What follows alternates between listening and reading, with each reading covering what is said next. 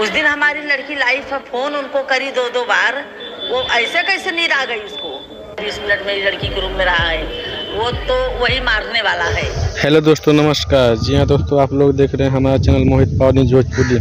जी हाँ दोस्तों, मैं आप लोगों को बता चलूँ कि आकांक्षा दुबे हत्याकांड में समर सिंह को गिरफ्तार तो किया गया ही है, लेकिन उसके साथ साथ उसके ड्राइवर संजय सिंह को भी गिरफ्तार किया जा रहा है, ताकि आकांक्षा दुबे के मां ने लाइव आकर एक वीडियो में बताई कि संजय सिंह ने जब आकांक्षा दुबे को उसके क्वार्टर तक छोड़ने गया तो उसके साथ 18 मिनट तक रहा। जी हाँ दोस्तों, बताया जा रहा है कि संजय सिंह ने क्या करने के लिए 18 मिनट तक उसके रूम में रहा उसके साथ।